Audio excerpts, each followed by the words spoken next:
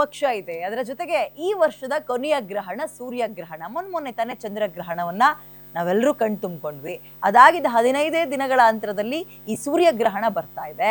So ಪಿತೃಪಕ್ಷದ ದಿನವೇ ಗ್ರಹಣ ಬಂದಿರೋದ್ರಿಂದ ನಾವು ಈ ಪಿತೃಪಕ್ಷದಲ್ಲಿ ಆಚರಣೆಯಲ್ಲಿ ಏನಾದರೂ ಬದಲಾವಣೆ ಮಾಡ್ಕೋಬೇಕಾ ಅಥವಾ ಸಮಯದಲ್ಲಿ ಏನಾದರೂ ಬದಲಾವಣೆ ಮಾಡ್ಕೋಬೇಕಾ? ಈ ಗ್ರಹಣ ನಮಗೆ ಗೋಚರ ಆಗಲ್ಲ ಅಂತಾರೆ, ಆದ್ರೂ ನಮ್ಮಲ್ಲೇನಾದ್ರೂ ಈ ಆಚರಣೆಯಲ್ಲಿ ಬದಲಾವಣೆಗಳು ಬೇಕಾ ಅನ್ನುವಂತಹ ಗೊಂದಲಗಳು ನಿಮ್ಮಲ್ಲಿರುತ್ತೆ. ನನ್ನ ಬೆಳಗ್ಗೆ ಆಫೀಸಿಗೆ ಬರ್ಬೇಕಾದ್ರೆ ದೇವಸ್ಥಾನದ ಉದ್ದಕ್ಕೂ ಕ್ಯೂ ನಿಂತ್ಕೊಂಡಿದ್ರು. ಅಂದ್ರೆ ಇವತ್ತು ಪಿತೃಪಕ್ಷ ಇರೋದ್ರಿಂದ ದೇವಸ್ಥಾನಗಳಲ್ಲಿ ಅದೊಂದು ಆಚರಣೆಗೆ ಅಂತ ಬಂದಿದ್ರು. ಸೊ ಇದ್ರ ಬಗ್ಗೆ ನಾವು ಚರ್ಚೆಯನ್ನ ಮಾಡ್ತಾ ಹೋಗೋಣ. ಹೇಗ್ ಮಾಡ್ಬೇಕು ಆಚರಣೆ, ವಿಧಿವಿಧಾನಗಳು ಏನು, ಪಿತೃಪಕ್ಷ ಹೇಗಿರ್ಬೇಕು, ಗ್ರಹಣದ ಸಂದರ್ಭದಲ್ಲಿ ಬಂದಿರೋದ್ರಿಂದ ಏನಾದ್ರೂ ಬದಲಾವಣೆಗಳಾಗಬೇಕಾ, ಇದ್ರ ಬಗ್ಗೆ ನಾವು ಇವತ್ತು ಚರ್ಚೆಯನ್ನ ಮಾಡ್ತಾ ಹೋಗೋಣ. ಇದೇ ಹೊತ್ತಿನ ವಿಶೇಷ ಪಿತೃಪಕ್ಷ ಗ್ರಹಣ. ನಾನು ವಿದ್ಯಾ ಮಲ್ನಾಡ್.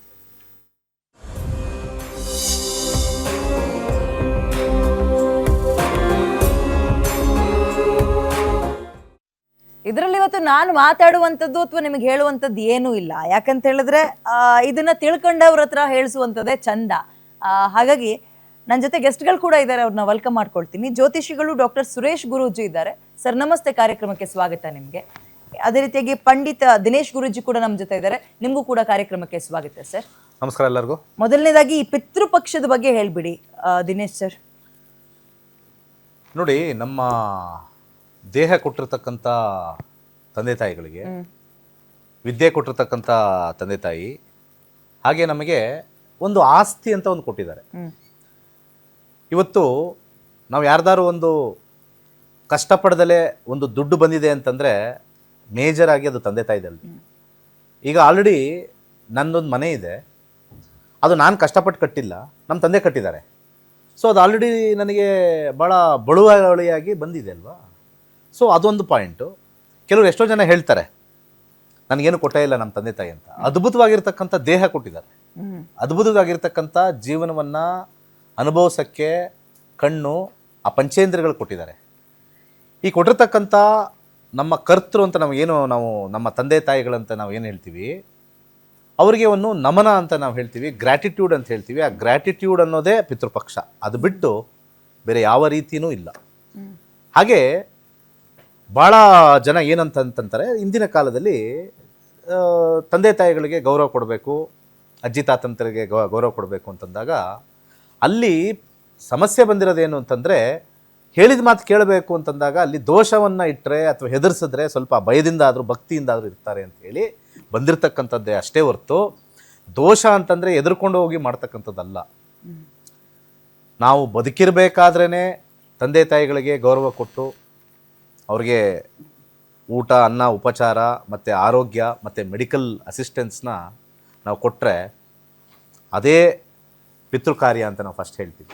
ಇಲ್ಲಿ ಪಿತೃ ಅಂತಕ್ಕಂಥ ಒಂದು ಶಬ್ದ ಬಂದಾಗ ಅದು ತಂದೆ ಅಂತ ಮಾತ್ರ ಬರೋದಲ್ಲ, it is the entire family, ಪೂರ್ವಜರು, ನಮ್ಮ ಹಿರಿಯರು. ಆ್ಯಕ್ಚುಲಿ ನಾವು ಇದನ್ನು ಯಾವುದಕ್ಕೆ ಕನೆಕ್ಟ್ ಮಾಡ್ತೀವಿ ಅಂದರೆ DNA ಕನೆಕ್ಟ್ ಮಾಡ್ತೀವಿ, ಗೋತ್ರ ಅಂತ ಕರೀತಾರೆ. ನೀವು ಕ್ರೋಮೋಸೋಮ್ಸ್ ತಗೊಂಡ್ರೆ 56 ಕ್ರೋಮೋಸೋಮ್ಸ್ ಇರುತ್ತೆ. ಆ ಲೆಕ್ಕದಲ್ಲಿ ನಾವು ತಗೊಂಡಾಗ 7 ಗೋತ್ರಾಸ್ ಇದೆ, 49 ಸಬ್ ಗೋತ್ರಾಸ್ ಇದೆ. ಸೊ 7 + 49 ಹೆಚ್ಚು ಕಮ್ಮಿ 56 ಬರುತ್ತೆ. ಆ ಕ್ರೋಮೋಸೋಮ್ಸ್ದು ಒಂದು ಸಮೂಹ ನಾವು ಮನುಷ್ಯರಲ್ಲ.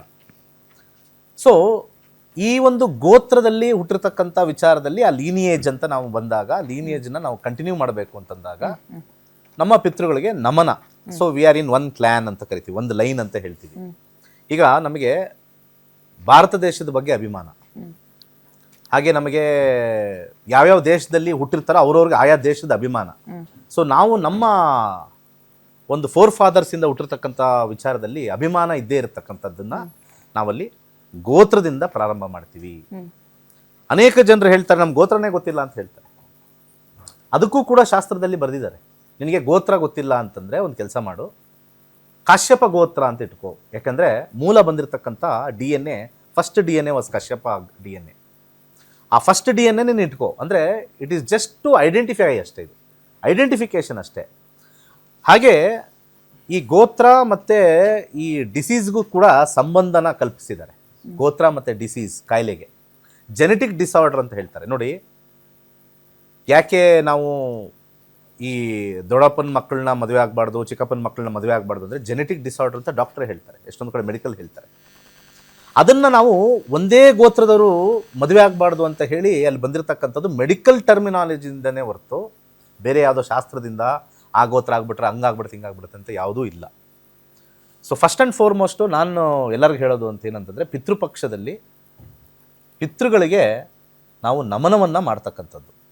ಆ ಒಂದು ಗ್ರ್ಯಾಟಿಟ್ಯೂಡ್ನ ನಾವು ಕೊಟ್ಟಾಗ ಅಲ್ಲಿ ಫಸ್ಟು ಯಾರಾದರೂ ಮನೆಗೆ ಬಂದಾಗ ನಾವು ಅವ್ರಿಗೆ ಆಫರ್ ಮಾಡೋದೇ ನೀರು. ಇಲ್ಲಿ ಗೆಸ್ಟ್ಗೂ ಕೂಡ ಒಂದು ನೀರು ಕೊಡ್ತೀವಿ. ಸೊ ಅವ್ರನ್ನ ಅವರು ಇಲ್ಲಿಲ್ಲ, ಅವ್ರು ಬಂದು ಹೋಗ್ತಾರೆ ಅನ್ನೋ ಒಂದು ಭಾವನೆ. ಆ ಭಾವನೆಯಿಂದ ಅಲ್ಲಿ ತರ್ಪಣ ಅನ್ನೋದು ನೀರು ಅಷ್ಟೇ, ಇನ್ನೇನಿಲ್ಲ. We are giving them water.